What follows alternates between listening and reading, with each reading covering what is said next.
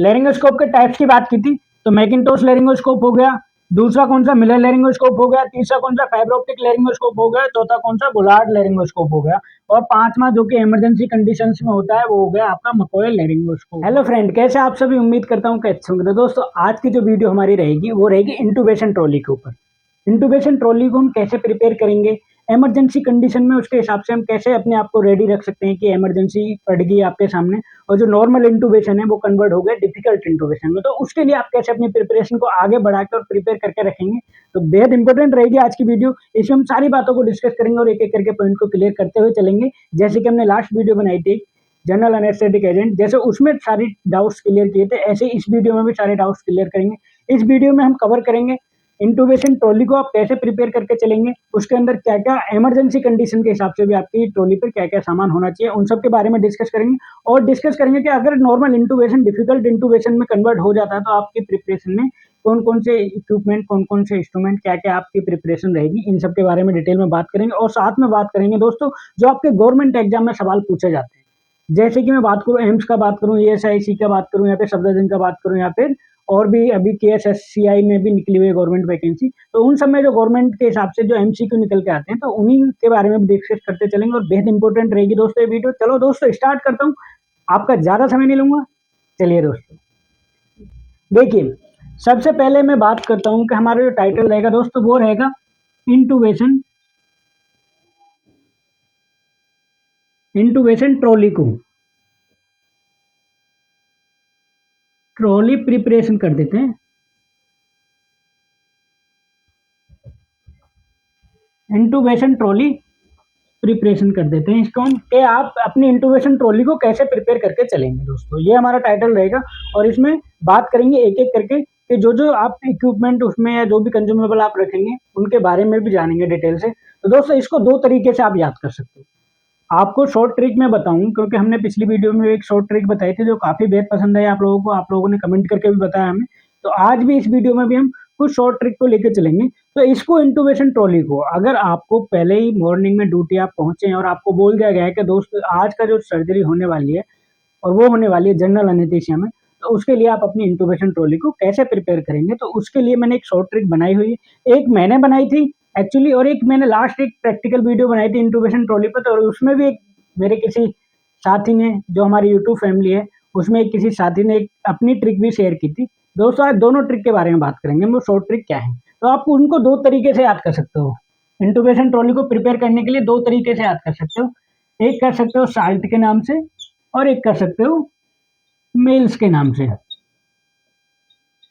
Mails के नाम से, अब दोस्तों मेल्स क्या है, मैं मतलब मेल और फीमेल की बात नहीं कर रहा हूँ, ये शॉर्ट ट्रिक बनाई हुई है जिनके बारे में हम बात करेंगे। तो अगर मैं मेल्स को लूँ, पहले साल्ट को ले लेते हैं। अगर साल्ट साल्ट से आप समझे, आप ये दोनों ही शॉर्ट ट्रिक हैं। ये दोनों क्या हैं दोस्तों, ये दोनों ही शॉर्ट ट्रिक हैं। इससे आप अपनी इंटूबेशन ट्रॉली को प्रिपेयर कर लेंगे। मैं बात करता हूँ, अगर इसी में बात की जाए, एस से बात की जाए तो सक्शन आ जाएगा, ए से बात की जाए सक्शन आ जाएगा, ए से बात की जाए एयर वे आ जाएंगे, एल से बात की जाए लेरिंगोस्कोप आ जाएगा, टी से बात की जाए ट्यूब्स आ जाएंगे और एस से बात की जाए तो सक्शन मशीन, ये सब आ जाएंगे। हम बात करते हैं अभी इसमें आज मेल्स के अकॉर्डिंग शॉर्ट ट्रिक को आप कैसे 100% सही करेंगे। पहले हमें पता होना चाहिए कि इंटूबेशन ट्रॉली पे हम क्या क्या सामान रखेंगे। तो एक ट्रिक है, इसके अकॉर्डिंग चलते हैं। एम से ले लेते हैं, पहले उठा लिया हमने मेल्स में से एम। एम से हम क्या तैयार रखेंगे, अपने मास्क। क्या रखेंगे दोस्तों, मास्क, जिनसे पेशेंट को ऑक्सीजनेट करेंगे। जो वेंटिलेटर मास्क होते हैं उनको आप प्रिपेयर करके चलेंगे। एम से बोले तो मास्क आपने रेडी रखनी है। क्लियर है। अब बात करते हैं ए को ले लेते हैं। ए को ले लेते हैं, ए से क्या प्रिपेयर करके चलोगे, एयरवे। एयरवे प्रिपेयर करके चलोगे। एयरवे में क्या प्रिपेयर करके चलोगे आप ओरल एयरवे को प्रिपेयर करके चलोगे। ओरल एयरवे को प्रिपेयर करके चलोगे। ओरल एयरवे का, ये तो ओरल एयरवे बोल देते हैं, लेकिन ओरल एयरवे का अगर मेडिकली नाम बताऊं तो दोस्तों वो रहता है आपका ग्वेडल एयरवे। ग्वेडल एयरवे, इससे आप याद रखना। और आप क्या रखेंगे, एयरवे की बात की जाए तो दूसरा आप रखेंगे नेजल एयरवे। नेजल एयरवे, ये आपने अपनी इंटूबेशन ट्रॉली पे रेडी रख ली। ए क्लियर कर दिया हमने दोस्तों, एम और ए दोनों हो गए हमारे, एम और ए दोनों हो गए। अब बात करेंगे एल की। एल वेरी इंपॉर्टेंट है दोस्तों। एल क्या है? एल से आप क्या रेडी रखेंगे? एल से रेडी रखेंगे आप लेरेंगो, लेरेंगोस्कोप, लेरेंगोस्कोप। और क्या रेडी रखेंगे दोस्तों? और रखेंगे आप L M A, L M A. बेहद इंपॉर्टेंट है ये जो दो वर्ड आए ना दोस्तों, लेरेंगोस्कोप और एल एम ए, बेहद इंपॉर्टेंट है और एग्जाम में इनसे भी सवाल आते हैं। इनके बारे में हम एक एक करके बात करेंगे अभी। अब बात करते हैं पहले लेरेंगोस्कोप दोस्तों। तो मैं वही बता रहा था कि एल, एल से क्या लेरेंगोस्कोप, और एल से आप मान लोगे एल एम ए। अब इनके बारे में गवर्नमेंट एग्जाम में भी सवाल पूछे जाते हैं, इनके बारे में हम बात कर लेते हैं। पहले मैं थोड़ा एल लेरेंगोस्कोप के बारे में बात कर लेते हैं। लेरेंगोस्कोप, लेरेंगोस्कोप। अब लेरेंगोस्कोप के बारे में हमें पता होना चाहिए कि लेरेंगोस्कोप कितने टाइप्स के होते हैं। सवाल यहाँ से पैदा होता है कि लेरेंगोस्कोप कितने टाइप्स के होते हैं, इनके बारे में बात करते हैं। लेरेंगोस्कोप नॉर्मली देखा जाए तो आपके 5 प्रकार के होते हैं, यानी 5 टाइप्स के आप इनको मान सकते हो, जो कि थ्योरिकल भी है। तो पहले की अगर मैं बात करूं दोस्तों, वो रहता है आपका मैकिन्टोश लेरिंगो, मैकिन्टोश लेरिंगोस्कोप। इसको आप कैसे पहचानेंगे? मैकिन्टोश लेरिंगोस्कोप को कैसे पहचानेंगे? मैकिन्टोश लेरिंगोस्कोप को पहचानेंगे क्योंकि इसका जो ब्लेड रहता है दोस्तों, वो रहता है कर्व्ड ब्लेड। क्या रहता है इसका ब्लेड? कर्व्ड रहता है, जो मैकिन्टोश लेरिंगोस्कोप होता है। अब बात करें अगले लेरिंगोस्कोप की। देखो ये इंटुबेशन ट्रॉली की बात कर रहा हूं मैं, लेकिन जो ऐसे वर्ड आएंगे, जो ऐसी चीजें आएंगी जिनके बारे में बात करना जरूरी रहेगा, क्योंकि आपकी गवर्नमेंट एग्जाम की भी प्रिपरेशन करानी है। तो ये जो वीडियो रहती है आजकल थ्योरिकल, इनमें हम कवर करते हैं कि आपके प्रैक्टिकल काम को भी कवर करें और थ्योरिकल काम को भी कवर करें। तो इसीलिए मैं इन सब के बारे में बताता हुआ चल रहा हूँ। वीडियो थोड़ी बड़ी हो सकती है, लेकिन आपके लिए इंपॉर्टेंट रहेगी। आप मिस करेंगे और वीडियो को स्लिप करेंगे तो कहीं ना कहीं आप अपना नुकसान कर बैठेंगे। इसलिए कह रहा हूँ कि बारीकी से चीजों को समझना। तो जैसे कि लेरिंगोस्कोप, इसी में लेरिंगोस्कोप और एलएमए क्लियर हो जाएंगे आपके, आपके थ्योरिकल नोट्स तैयार हो जाएंगे इनमें। आप ध्यान से देखो, मैकिन्टोश लेरिंगोस्कोप। दूसरा क्या आएगा दोस्तों? दूसरा आएगा Miller laryngoscope, Miller laryngoscope, Miller laryngoscope. Miller laryngoscope में क्या है? स्ट्रेट ब्लेड रहता है लेकिन टिप कर्व्ड रहती है। स्ट्रेट ब्लेड रहता है, ओनली टिप कर्व्ड। वो कौन सा लेरिंगोस्कोप होता है दोस्तों? वो रहता है मिलर लेरिंगोस्कोप। क्लियर हुआ? ये देख लीजिए, मिलर लेरिंगोस्कोप। अब बात करते हैं इसी में तीसरे वाले। तीसरा वाला कौन सा रहता है दोस्तों? तीसरा वाला रहता है आपका, जिसको आप बोल सकते हो fibro optic, fibro optic laryngoscope, laryngoscope. Fibre optic laryngoscope भी बोल सकते हो इसको। और क्या बोल सकते हो? ये जो टाइप्स हैं इसके, फाइबर ऑप्टिक लेरिंगोस्कोप है और इसको फाइबर ऑप्टिक ब्रोंकोस्कोप भी बोला जाता है। चौथे की बात करें, चौथा जो रहता है, चौथा चौथा रहता है दोस्तों, वो होता है Bullard, Bullard laryngoscope, Bullard laryngoscope. 4 हो गए। और इन्हीं में एक रहता है जो इमरजेंसी कंडीशंस में ज्यादा इस्तेमाल किया जाता है दोस्तों, वो रहता है आपका मकोए, मकोए लेरिंगोस्कोप, मकोए लेरिंगोस्कोप। ये देखो, लेरिंगोस्कोप की बात की थी, मैकिन्टोश लेरिंगोस्कोप हो गया। मैकिन्टोश के टाइप की, मतलब सॉरी, लेरिंगोस्कोप के टाइप्स की बात की थी, तो मैकिन्टोश लेरिंगोस्कोप हो गया। दूसरा कौन सा? मिलर लेरिंगोस्कोप हो गया। तीसरा कौन सा? फाइबर ऑप्टिक लेरिंगोस्कोप हो गया। चौथा कौन सा? बुलार्ड लेरिंगोस्कोप हो गया। और पांचवा जो कि इमरजेंसी कंडीशंस में होता है, वो हो गया आपका मकोए लेरिंगोस्कोप। मकोए लेरिंगोस्कोप क्या है? ये रोटेटेबल होता है, रोटेटेबल होता है। तो मकोए लेरिंगोस्कोप बेहद ही इमरजेंसी कंडीशंस में इस्तेमाल किया जाता है और काफी अच्छा रहता है। और मैकिन्टोश जो, वो नॉर्मली यूज में आता है। आपके यहाँ भी अगर आप इस्तेमाल करते हो और असिस्ट कराते हैं इंटुबेशन को, तो आपके यहाँ पे मैकिन्टोश लेरिंगोस्कोप देखा जाता है, बार बार देखा जाता है। तो दोस्तों ये हो गई एल से लेरिंगोस्कोप क्लियर हो गया। अब बात करते हैं इसी में हम एलएमए की, जो कि आपके लिए गवर्नमेंट एग्जाम की प्रिपरेशन के अकॉर्डिंग चलेंगे। क्लियर है? आगे चलें आगे, ठीक है। अभी बात करते हैं इसको, मेल्स को मैं दोबारा यहाँ पे लिख लेता हूँ, मेल्स को दोबारा लिख लेता हूँ। इसमें हमने 3 चीजें कवर कर दी थी, एल वाली। अब बात करेंगे इसमें एल वाली जो थी हमारी एलएमए, एलएमए।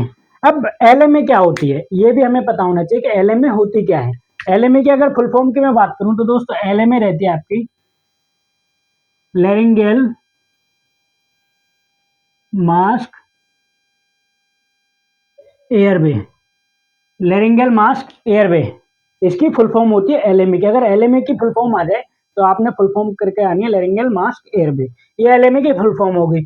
अब एलएमए में क्या, आप एलएमए को समझेंगे तो आप कैसे समझेंगे? एलएमए की मैं बता दूं थोड़ा सा, इसके डिटेल में जाने से पहले एलएमए क्या है।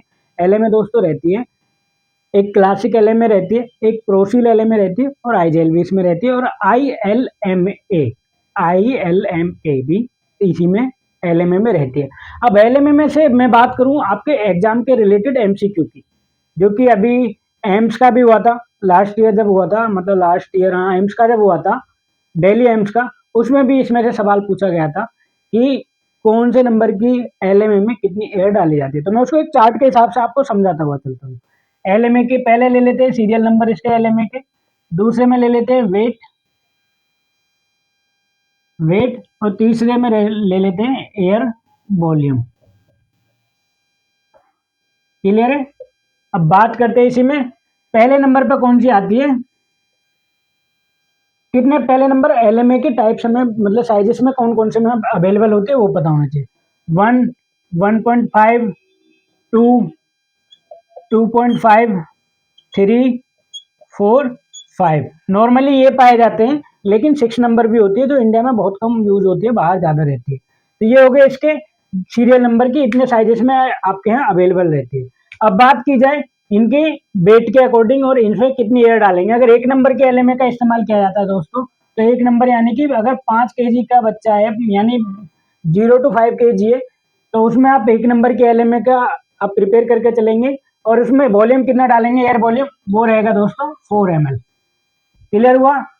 1.5 नंबर की बात की जाए यानी कि 1.5 की बात की जाए, 1.5 यानी 5 to 10 kg वाले पेशेंट को ये डाली जाएगी 1.5 की, और उसमें कितने एयर डालेंगे दोस्तों, उसमें डालेंगे 7 ml।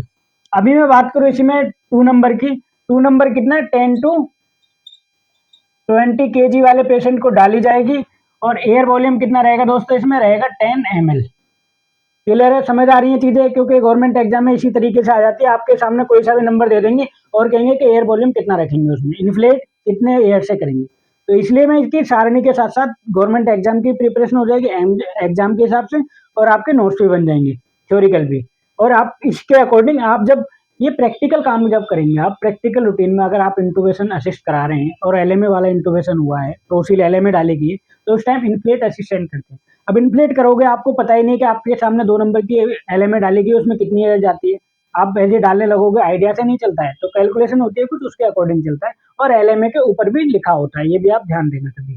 तो ये हो गई 2 नंबर की। अब बात करें 2.5 की, 2.5 यानी कि 20 to 30 kg वाले पेशेंट को डाली जाएगी 2 नंबर की एलएमए, और उसमें एयर कितनी रखेंगे दोस्तों, उसमें रखेंगे 14 ml। ये वाला सवाल आया था, ये वाला सवाल आया था एम्स में कि 2.5 की एलएमए में 20 to 30 की, मतलब जो एग्जाम में सवाल पूछा गया था, एम्स के एग्जाम की बात की जाए तो उसमें था कि 2.5 में से 2.5 नंबर के एलएमए में कितनी एयर वॉल्यूम डालेंगे, तो उसमें डालेंगे 14 ml। तो इस तरीके से भी प्रिपेयर करके चलना, आप कभी भी किसी भी एग्जाम में पूछे जा सकते हैं इस तरीके के सवाल। अब बात की जाए 3 नंबर एलएमए की, तो 3 नंबर कितना, ये 30 to 50 kg। 3 नंबर एलएमए किस किस पेशेंट को डालेंगे दोस्तों, 3 नंबर डालेंगे 30 to 50 kg, जिसका वेट होगा उसको डालेंगे, और वॉल्यूम कितना रखेंगे, एयर वॉल्यूम रखेंगे दोस्तों इसमें 20 ml। क्लियर है?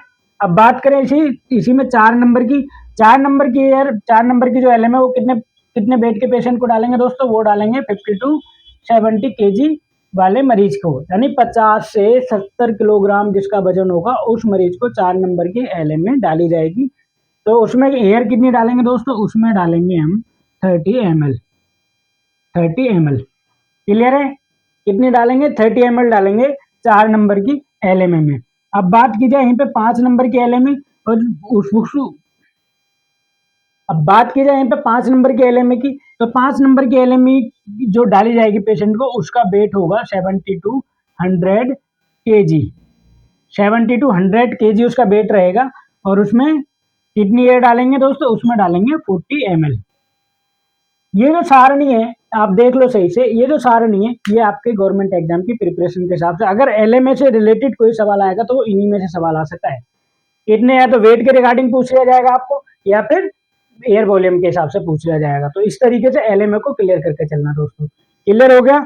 अब बात करते हैं इसी में हमने क्या, एल क्लियर हो गया, एल से लेरिंगोस्कोप हो गया और हमारा एलएमए होगी। अब बात करते हैं इसी में ई से। ई क्या है, ई की मैं बात करूं दोस्तों, ई से आप क्या क्या प्रिपेयर करके चलेंगे, ई से आप प्रिपेयर करके चलेंगे। पहले तो बात करूं एंडोट्रेकल ट्यूब। एंडोट्रेकल ट्यूब आप रेडी रखेंगे, जिसको बोला जाता है ईटी ट्यूब भी शॉर्ट में बोलते हो। और क्या करके चलोगे इसमें, ई से, ई से मतलब है कि मेल्स, ई से मतलब कि ट्यूब्स, ईटी ट्यूब, एंडोट्रेकल ट्यूब हो गई। और एफएम ट्यूब भी आप रेडी रख सकते हैं। एफएम क्या होती है दोस्तों, एफएम ट्यूब होती है फ्लेक्सो मेटालिक ट्यूब, एंडोट्रेकल ट्यूब बोलते हैं इसको, फ्लेक्सो मेटालिक एंडोट्रेकल ट्यूब, ये होगी। और आप क्या रख सकते हैं, डीएलटी, डीएलटी भी आप रेडी रख सकते हैं। डीएलटी क्या, double lumen tube, double lumen tube. Normally double lumen tube का इस्तेमाल किया जाता है जब वन लंग वेंटिलेशन की बात आती है, यानी कि जो थोरासिक से रिलेटेड जो सर्जरी होती है उसमें डीएलटी का इस्तेमाल किया जाता है। मैं नॉर्मली आपको ट्यूब ये सब बताता चल रहा हूँ ताकि आपके गवर्नमेंट एग्जाम में अगर इस तरीके से सवाल आता तो आप करके जाएं। चलें आगे बढ़ते हैं इसी में। अब मेल्स की जब हमने बात की थी, मेल्स की बात की थी तो हमने ये चारों चीजें क्लियर कर ली। हम बचा एस। एस से क्या रेडी रखेंगे दोस्तों, एस से रखेंगे आप suction machine and suction catheter.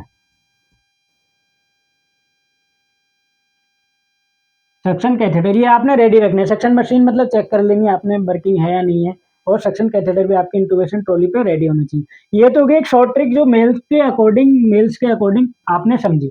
अब इसके एक्स्ट्रा भी कुछ सामान रखना है, उसके बारे में बात कर लेते। तो इसके एक्स्ट्रा में सामान क्या रखना है, ये तो हम साइड कर देते हैं इसको। अब एक्स्ट्रा में आप सामान क्या रखेंगे, आप रखेंगे पहले ट्यूब फिक्सेशन।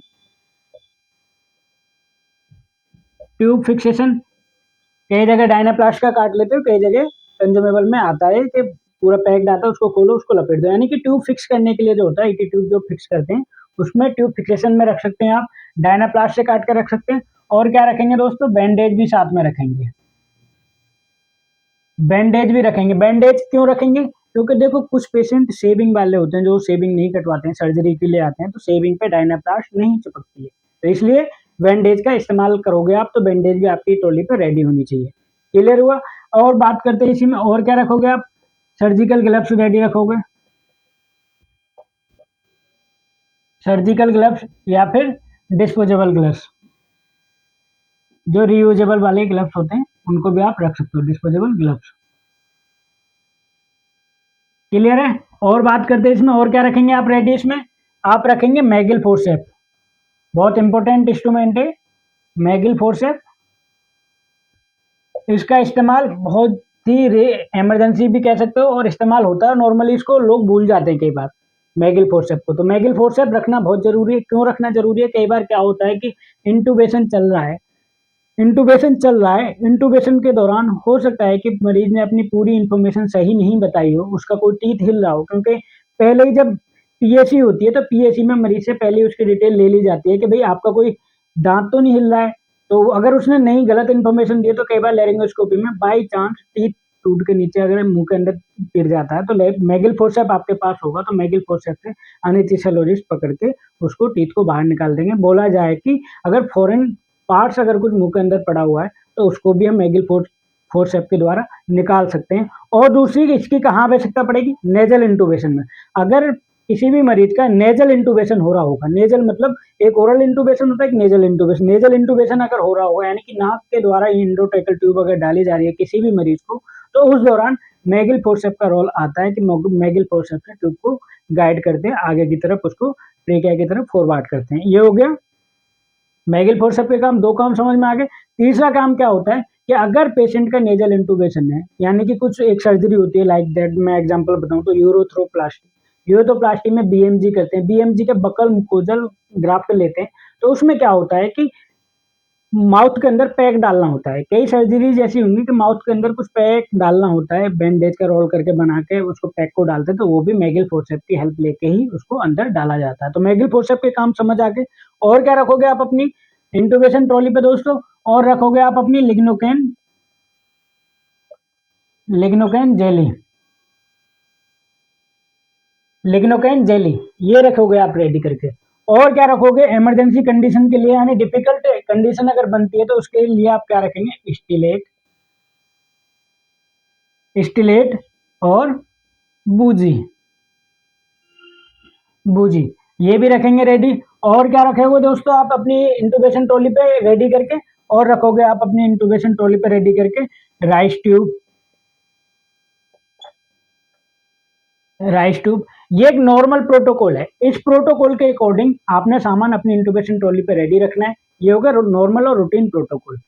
क्लियर हुआ? नॉर्मल इंटूबेशन प्रिपरेशन समझ आई। अब बात करेंगे जो कि इस वीडियो का बेहद इंपॉर्टेंट बात रहने वाली, वो रहेगी डिफिकल्ट इंटूबेशन के बारे में बात।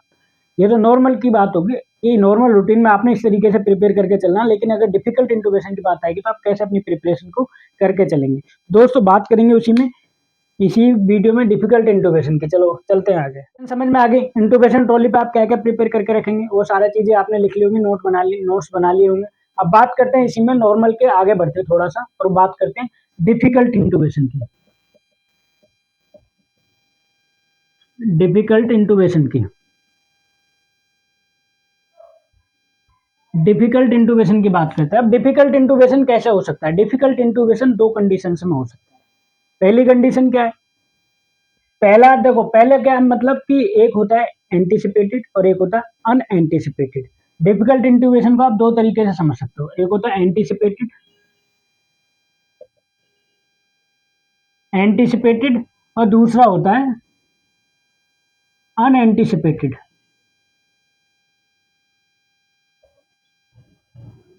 अनएंटीसिपेटेड।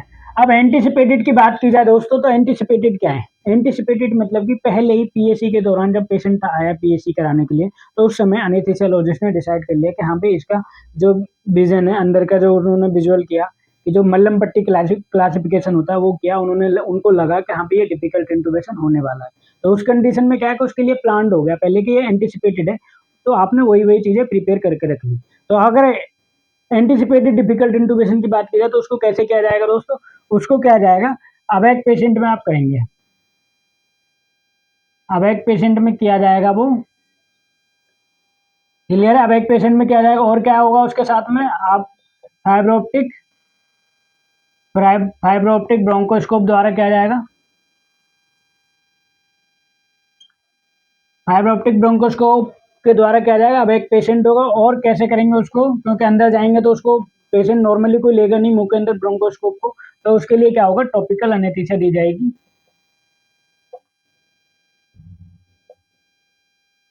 टॉपिकल एनेस्थीसिया की बात मतलब कि लिग्नोकेन स्प्रे जो होता है वो माउथ के अंदर डाला जाएगा। लिग्नोकेन स्प्रे, टॉपिकल एनेस्थीसिया मतलब लोकल एनेस्थीसिया आप समझ सकते हो।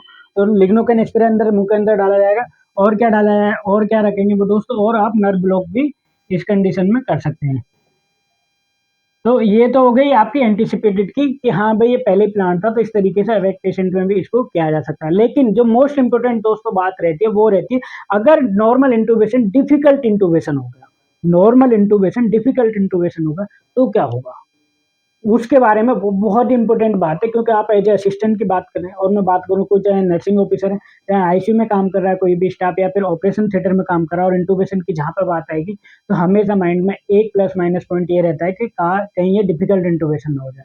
तो उस कंडीशन में कैसे आप अपने आप को डील करेंगे, कैसे अपने आप को असिस्ट करवा पाएंगे एनेस्थीसियोलॉजिस्ट को? तो उस कंडीशन के लिए मैं आपको प्रिपेयर करके कुछ कुछ बातें बताते हुए चलता हूँ, तो वो आपके लिए मोस्ट इंपोर्टेंट बात है। अनएंटिसिपेटेड में क्या करें? Call for help. सबसे पहले कि अगर आप अकेले असिस्टेंट हैं वहाँ पे, तो अपने किसी साथी को बुला सकते हैं कि वो आपकी हेल्प कर दे, क्योंकि कई चीज़ें कई सामान बार बार चाहिए और आप अकेले नहीं कवर कर पाए तो आपको थोड़ा सा इमरजेंसी कंडीशन है, तो उस कंडीशन के अकॉर्डिंग आपको कॉल फॉर हेल्प करनी पड़ेगी। क्लियर है? अब बात करते हैं इसी में कुछ प्लान होते हैं। प्लान ए की बात की जाए प्लान करके इसको किया जाता है।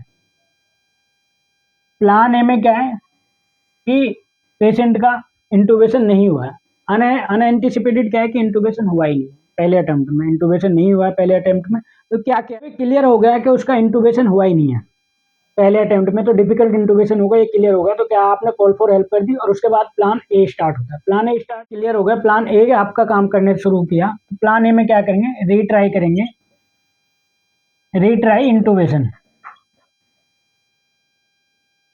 रीट्राई इंटूबेशन करेंगे। कैसे करेंगे रीट्राई इंटूबेशन, पोजीशन चेंज करके करेंगे। पोजीशन चेंज करेंगे, देखो नॉर्मल क्या आपने नॉर्मली ट्राई किया था लेरिंगोस्कोप द्वारा, आपको नहीं दिखाई दिया, तो क्या करेंगे पोजीशन चेंज करेंगे। पोजीशन चेंज मतलब कि नेक एक्सटेंड करेंगे। क्या करेंगे, नेक को एक्सटेंड कर देंगे, नेक एक्सटेंड करेंगे, नेक एक्सटेंशन बोल सकते हो, नेक एक्सटेंड करेंगे। और क्या करेंगे दोस्तों, उसके अंदर और करेंगे लेरिंगल, लेरिंगल मैनिपुलेशन, मैनिपुलेशन करेंगे। यानी लेरिंगल मैनिपुलेशन क्या है कि यहाँ से दबाया जाएगा पेशेंट को, मतलब पेशेंट के इसको इस पार्ट को दबाया जाएगा जब लेरिंगोस्कोप अंदर होगा, ताकि ग्लोटिस दिख जाए साफ से। इस तरीके से ऐसा करके उसको मैनिपुलेट करेंगे, थोड़ा सा अप डाउन कर जाएंगे। और क्या करेंगे दोस्तों, स्टिलेट, स्टिलेट और बूजी डाल के भी ट्राई करेंगे, स्टिलेट और बूजी डाल के भी ट्राई करेंगे। डिफिकल्ट इंटूबेशन की बात बता रहा हूँ दोस्तों, ये सब आपने प्रिपेयर करके रखनी है। अनेस्थीसियोलॉजिस्ट तो अटेम्प्ट करेंगे, लेकिन आप ये चीजें उनको असिस्ट कराओगे, ये चीजें उनको दोगे, तभी तो प्रॉपर तरीके से कर पाएंगे डिफिकल्ट इंटूबेशन को। तो क्योंकि असिस्टेंट का बहुत बड़ा रोल होता है, अगर आप लापरवाही करके यार आपने प्रॉपर सामान नहीं दिया उनको, तो वो सिचुएशन जो रहती है ना, वो बड़ी क्रिटिकल रहती है दोस्तों, बड़ी क्रिटिकल रहती है। पेशेंट अंडर अनेस्थीसिया होता है, ड्रग्स उसको दे दी जाती है और इंटूबेशन हुआ नहीं, तो समझ लो कितनी भयंकर स्थिति होने वाली है। तो इस कंडीशन में क्या होगा, प्लान ए। अब प्लान ए हुआ तो क्या हुआ दोस्तों, प्लान ए में क्या दो कंडीशन आ गई। एक तो हो गया कि भैया ये सब करने से, ये सब करने से सर्जरी या तो सक्सेसफुल हो गया, इंटूबेशन, इंटूबेशन सक्सेसफुल हो गया तो कुछ नहीं करेंगे, सर्जरी प्रोसीड हो जाएगी। अगर बाई चांस अनसक्सेसफुल हुआ, अनसक्सेसफुल हुआ, अनसक्सेसफुल हुआ तो क्या होगा, अनसक्सेसफुल हुआ तो क्या होगा दोस्तों, दोबारा से बात कर लेते हैं। अनसक्सेसफुल हुआ तो क्या होगा, प्लान यहाँ पे आ जाएगा आपका, प्लान बी यहाँ पे काम करना शुरू कर देगा, प्लान बी यहाँ पे काम करना आपका शुरू कर देगा। प्लान बी क्या होगा, जगह के मैं थोड़ा सा इसको साफ कर लेते हैं दोबारा दोस्तों। प्लान ए आपको समझ आ गया कि पोजीशन चेंज की। प्लान ए में क्या था दोस्तों, प्लान ए में था पोजीशन चेंज की, सारी चीजें की थी। अगर प्लान ए के अकॉर्डिंग भी नहीं हुआ है, यहाँ पे दो कंडीशन पैदा होती है, एक तो होती है सक्सेसफुल, सक्सेसफुल, और दूसरी कंडीशन क्या आती है दोस्तों, वो आती है अनसक्सेसफुल, अनसक्सेसफुल। अब सक्सेसफुल है तो ठीक है, कहानी यहीं पे खत्म होती है। लेकिन अगर अनसक्सेसफुल हुआ तो क्या होगा दोस्तों, यहीं पे आ जाएगा आपका प्लान बी, यहाँ पे काम करना शुरू कर देगा। प्लान ए अनसक्सेसफुल हुआ तो प्लान बी स्टार्ट हो जाएगा। प्लान बी में क्या करेंगे दोस्तों, एलएमए और आईएलएमए का रोल यहाँ पे आ जाएगा। जो मैं पहले शुरू में आईएलएमए जो बता रहा था, वो आईएलएमए क्या होती है, एलएमए तो आपको पता है लेरिंगल मास्क एयरवे, एलएमए क्या है, लेरिंगल मास्क एयरवे। और आईएलएमए की बात की जाए तो आईएलएमए जो रहती है दोस्तों, वो रहती है इंटूबेशन लेरिंगल मास्क एयरवे। इसको आई से बोल दो इंटूबेशन, इंटूबेशन लेरिंगल, लेरिंगल मास्क एयरवे, इससे आप समझ जाना। आईएलएमए का इंटूबेशन लेरिंगल मास्क एयरवे, क्लियर है। ये हुआ। अब यहाँ पे क्या हुआ, प्लान बी काम किया, दो चीजें निकल के आई, सक्सेसफुल, सक्सेसफुल और अनसक्सेसफुल, अनसक्सेसफुल, सक्सेसफुल, क्लियर है दोस्तों। अब सक्सेसफुल तो ठीक है, सक्सेसफुल हो गया, काम खत्म, ठीक है। अगर अनसक्सेसफुल हुआ तो क्या होगा दोस्तों, अनसक्सेसफुल हुआ तो यहाँ पे प्लान आपका सी काम करना शुरू कर देगा, प्लान सी यहाँ पे काम करना शुरू कर देगा। Plan, plan A, plan B, plan C. Plan C में क्या करेंगे, revert, revert to mask ventilation, revert to mask ventilation, ये हो गई आपकी प्लान सी की। क्या जब ये सारी चीजें करने के बाद भी अगर वेंटिलेट नहीं हो रहा है पेशेंट, इंटूबेट नहीं हो रहा पेशेंट, तो रिवर्ट दोबारा से मास्क पे आ जाएंगे और क्या करेंगे प्लान सी के अकॉर्डिंग दोस्तों, सर्जरी पोस्टपोन कर दी जाएगी। सर्जरी पोस्टपोन कर दी जाएगी कुछ समय के लिए। लेकिन यहाँ पे रिवर्ट मास्क में इस पे आ गए हैं प्लान सी के अकॉर्डिंग। अगर यहीं पे क्या हुआ, इतना सब कुछ किया, इतने सारे अटेम्प्ट किए, तो क्या होगा यहाँ पे एडिमा होने के चांसेस है। एडिमा होने के चांसेस है तो क्या है, वेंटिलेशन भी सही से नहीं हो रहा पेशेंट का, मास्क भी नहीं पकड़ रहा है, तो क्या हुआ, मास्क मास्क पकड़ने का मीन्स के मास्क उसको नहीं, ऑक्सीजन प्रॉपर तरीके से नहीं डिलीवर कर पा रहा है, पेशेंट अंडर जनरल एनेस्थीसिया है, ड्रग्स उसको दे दी गई, तो क्या होगा, तो यहाँ पे आ जाएगा दोस्तों plan D. Plan D, plan D में क्या करेंगे, रिवर टू मास्क वेंटिलेट अगर नहीं हो रहा है तो क्या करेंगे, दोनों बोथ हैंड इस्तेमाल करेंगे, बोथ हैंड यूज करेंगे और एक्सटेंशन प्रॉपर तरीके से दिया जाएगा। प्लान डी में क्या है कि एक्सटेंशन प्रॉपर तरीके से दिया जाएगा, जो थ्रस्ट करके दिया जाएगा, पूरा हेडरिंग वगैरह निकाल दिया जाएगा प्लान डी में। तो क्या जो थ्रस्ट पूरा करने के बाद तब भी अगर मास्क वेंटिलेट नहीं कर पा रहे, आपने सर्जरी तो पोस्टपोन कर दी है, आप यहाँ पे समझना कि आप ये सोचोगे सर्जरी पोस्टपोन होगी तो फिर आगे का प्लान क्यों करना है, नहीं, वो पेशेंट को ड्रग्स दी गई हैं और पेशेंट ऑक्सीजनेट नहीं हो सकता है खुद से जब तक उसकी दवाइयों का असर खत्म नहीं होगा, तो वो इमरजेंसी सिचुएशन है, पेशेंट को ऐसा नहीं छोड़ सकते हैं। तो क्या प्लान डी यहाँ पे काम करेगा, दोनों हाथों को इस्तेमाल करके वेंटिलेट करेंगे पेशेंट को, जो थ्रस्ट करेंगे, सारी चीजें करने के बाद क्या होगा, अगर नहीं हुआ है, नहीं हुआ है तो क्या होगा, प्लान डी के अंदर ही स्टेप 1 में आ जाएगा। स्टेप फर्स्ट की बात करूं तो एलएम और आईएलएम में दोबारा से आप पे आ गई है, तो यही डाल के काम चला लो। अगर नहीं हो रहा है तो यही डाल के काम चला लो, अगर ये भी नहीं हुआ है तो फिर स्टेप सेकंड आ जाएगा आपका टीको थायरोटोमी, थायरोडेक्टोमी, क्रिकोथायरोडेक्टोमी। क्रिकोथायरोडेक्टोमी में क्या करेंगे कि यहाँ पर डायरेक्ट एक होल बनाएंगे पेरिंगल के पास, होल बना के एक कैनुला डाल के होल बना सकते हैं, जिससे कि 100% ऑक्सीजन डिलीवर कर सकते हैं, क्योंकि प्रॉब्लम ऊपर की तरफ थी और टेम्परेरी बेस पे कुछ समय के लिए यहाँ पर क्रिकोथायरोडेक्टोमी कर दी जाएगी, थायरोडोटोमी कर दी जाएगी। और उसी के बाद स्टेप थर्ड में क्या आ जाएगा, प्लान डी के अंदर ही ये टेम्परेरी बेस पे की जाएगी, लेकिन ज़्यादा इसको क्या है, कन्वर्ट कर देना होगा ट्रिकोस्टमी ट्यूब में, ट्रिकोस्टोमी ट्यूब में,